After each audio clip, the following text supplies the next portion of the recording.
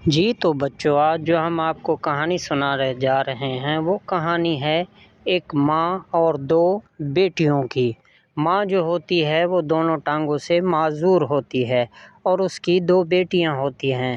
ماں کہتی ہے کہ جاؤ بیٹا، کوئی کام کاج کر لو اور گھر میں کھانے کے لیے بھی کچھ نہیں ہے۔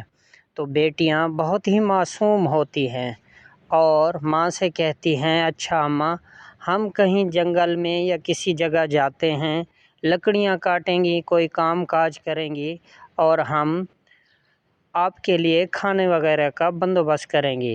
جب جنگل میں گئے تو وہاں پر ایک لڑکا، ایک چڑیل اور ایک شیر مل گیا۔ شیر نے کہا، آج تو مزے ہی مزے، میں ان کو کھاؤں گا۔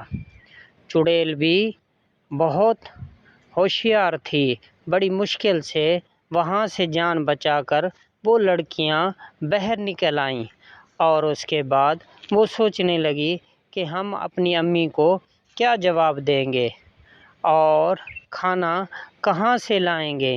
وہ ادھر ادھر گھروں کے باہر ٹہلنے لگی اور کہنے لگی کہ ہم کوئی کام کاج کر لیتے ہیں تاکہ ہمیں کچھ پیسے مل جائیں۔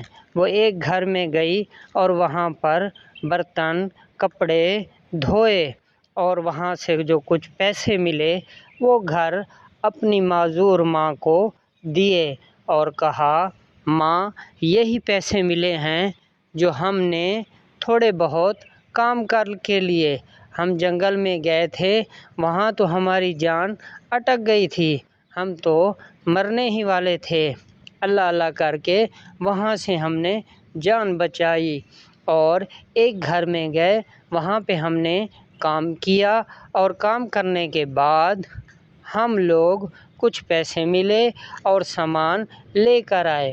تو ماں جو تھی ان کو بہت بہت دعائیں دینے لگی اور بہت ہی خوش ہو گئی۔